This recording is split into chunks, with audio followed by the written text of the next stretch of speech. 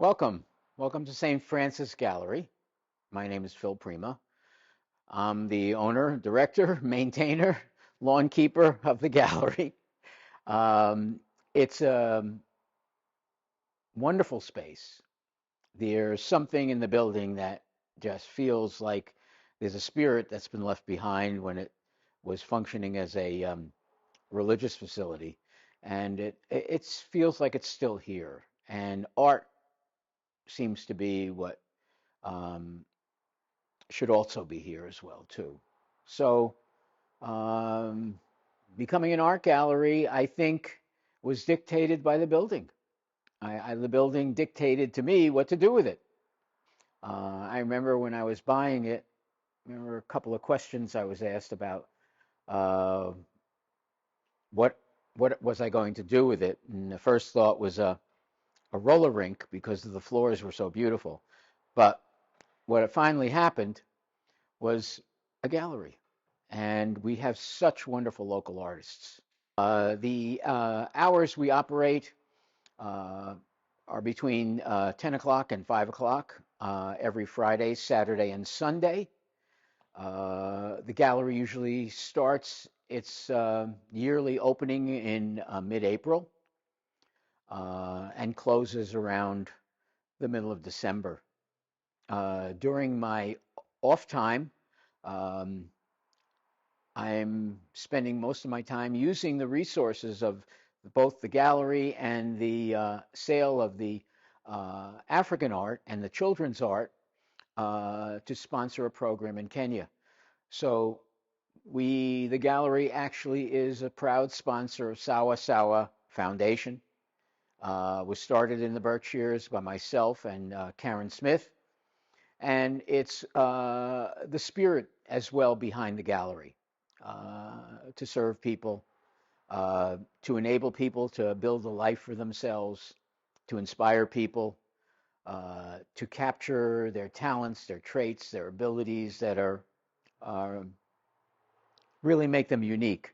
Colonialism, of course, has done a number on the area there, and it is a tremendous amount of work um, to undo a lot of the damage from that process.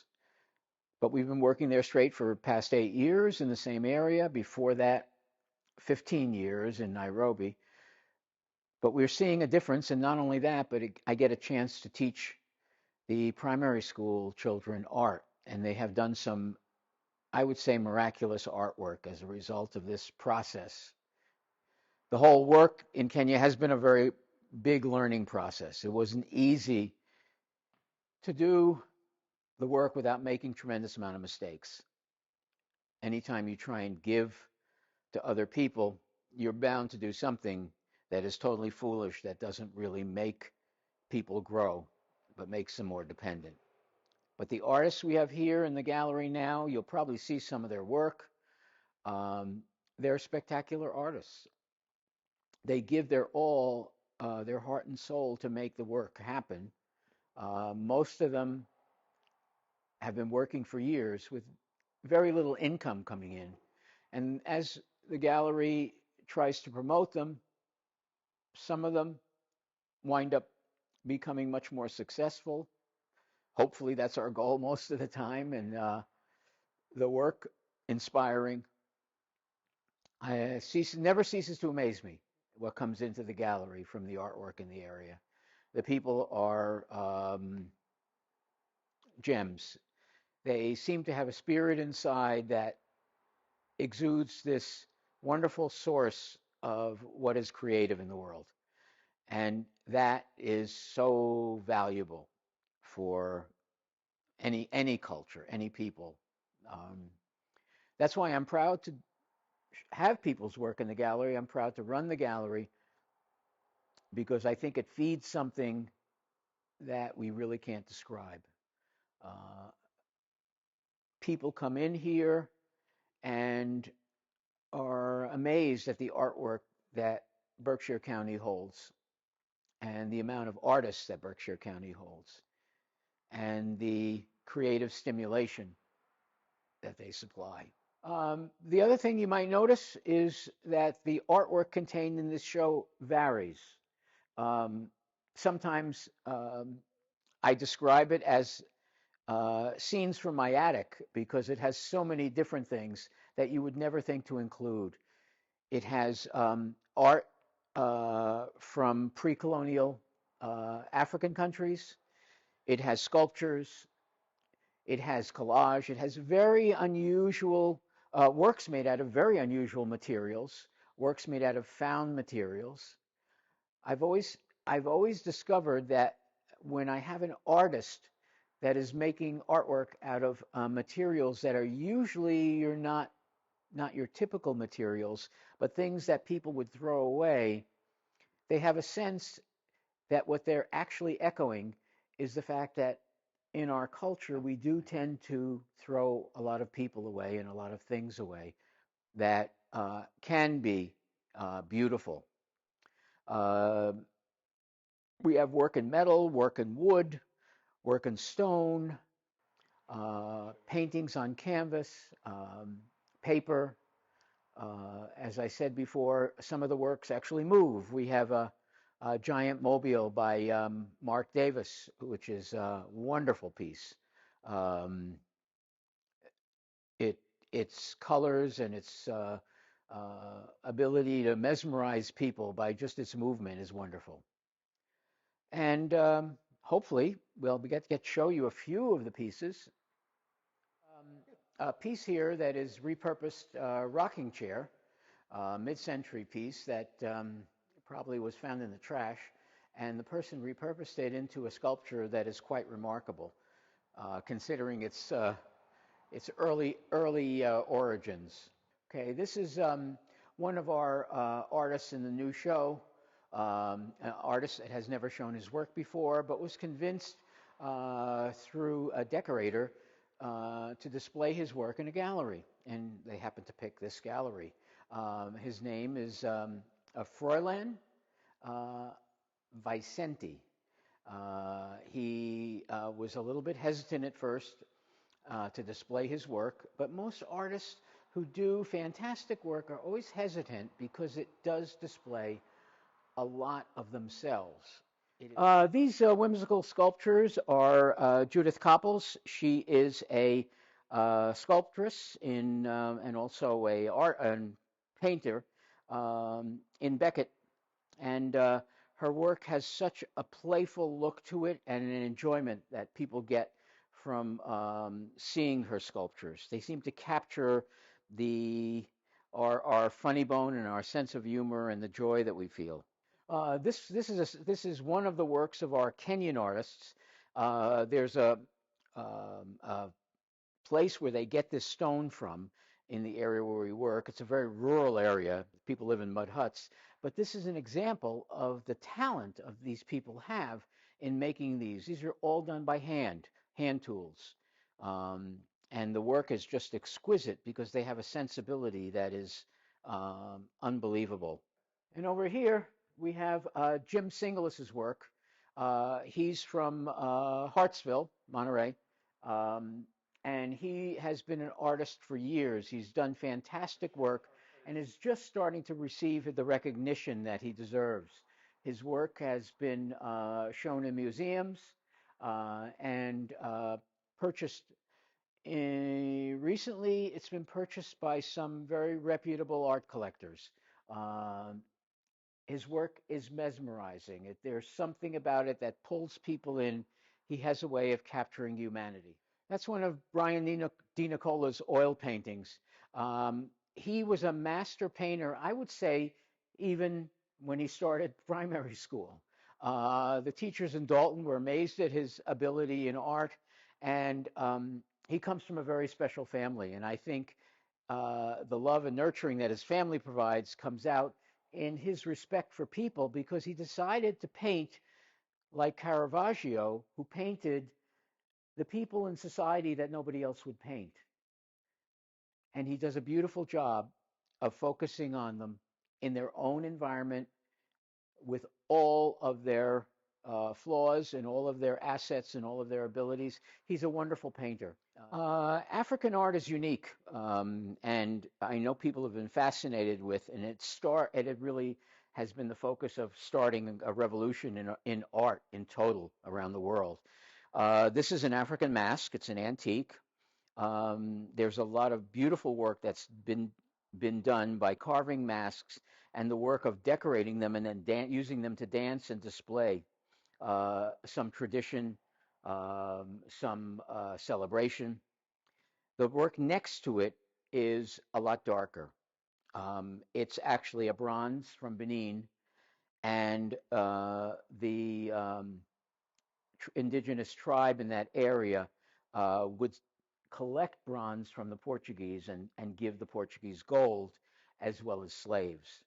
So this piece of artwork, and I added the chain with the blood coming down because it represents a very sad part in human history when people were traded and used as slaves. This very dynamic picture of a dancer was done by Sarit Meyer. Her work is very expressive, very energetic, very colorful, and she seems to capture something that has to do with movement that goes beyond the picture itself. So you actually get pulled into this whirl of color and movement that definitely is a part of dance. Below it is some spectacular collage work. By Lorraine Klagsbrunn. Lorraine also is from the Beckett area, and her collages are collected by many. They're delicate and they're intense, and they're all made with tiny pieces of paper. Every piece of the picture is made with torn piece, a scrap of paper, and they wind up being so evocative and really beautiful. This room is chock full of very special artwork. Besides the African art, we have a Benin gold pot, and we have a Chihuahua, which is an antique from the 20s before people bought stuff from Africa. We have Mila Blum's paintings that are just a joy to have on the wall. And we have this piece, this beautiful earthenware piece by Paula Stern, the reclining woman and we also have on the stool here. This is a unique thing. This is Ren Bernstein's pottery. It's a great piece of pottery, a beautiful piece. And next to it is a milk jug from where we work in Kenya. And we were going to buy it from the people, and they said, no, no, no, you can't buy it. This is a broken one. We want to give you a new one. And it's interesting because this one has the repair work, which makes it special. Again, this is Jim Singles' faces, and they really engage people. If you look at them, every one of them evokes an emotion and connects with you. They communicate by looking at you, and they actually talk to you. The way they do that is not through words, but through the way we read people's faces. And his ability to capture that in this abstract way is just amazing. Froilan Vincente's works, and again, it's magical. And he describes it as that. He said it hangs over his bed because it helps him to dream and fall asleep pleasantly. Um, he said it's a picture of oceans that never existed but feel like they've always been here. And the starburst over the top of it, he said, is the afterglow of fireworks that turn into chrysanthemums when you're watching them at night. So he has this wonderful image of creating these scenes that stir in you a place where your soul would like to rest. Right below the main stained glass window, which was above the altar, uh, and it was donated by a member of the Collins family when this church was first built. Below that, you see a fantastic photograph done by Robert Houghton, who's a master at finding things and photographing them that people sort of walk by and would never notice. This here is a reflection in a pond of leaves from above and branches from above. The only thing he photographed was the water and a yellow leaf in the corner, but the rest of it is total reflection that normally we don't take time to spend and see.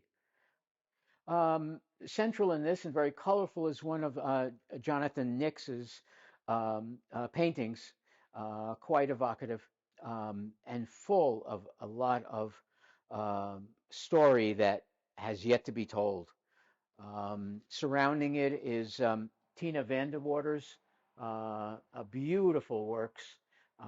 She's a well-established gardener, and in her works you can see the subtleties of things growing and moving and being created in such a wonderful fashion.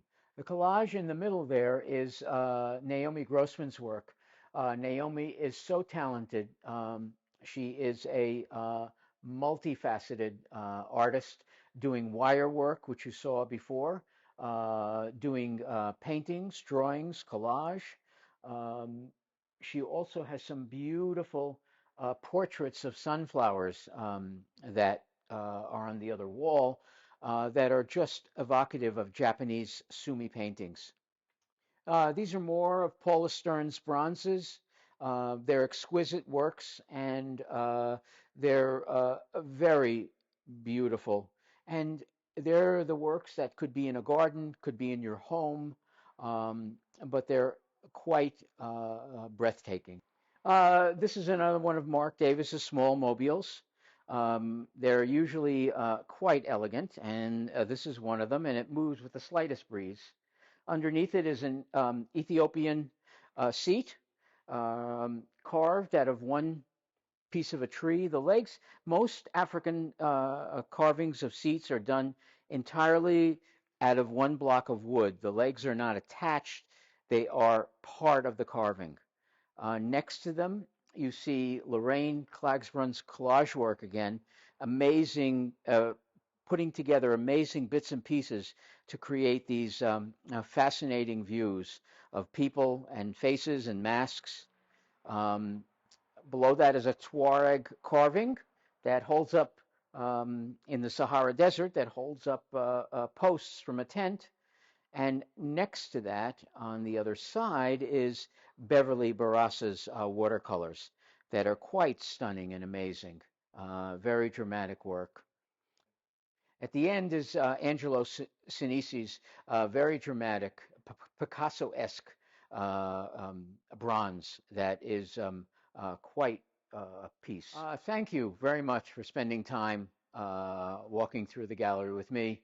I really enjoy taking people around and telling them about our artists and their work and how much creative juices flow in Berkshire County and how those are contagious. When you come here, you will definitely get caught up in that creative feeling, thought, and it will stimulate you in a way that will help open your eyes to much more as you leave. Don't forget, you can see this show in person. This coming Saturday is the opening on the 23rd. We have a reception for the artists from 4 to 7, and you're all welcome. It's usually a very delightful affair because you get to meet and see the people who are doing this work. Again, our show continues throughout the year to mid-December. So any Friday, Saturday, or Sunday between 10 and 5, you're welcome.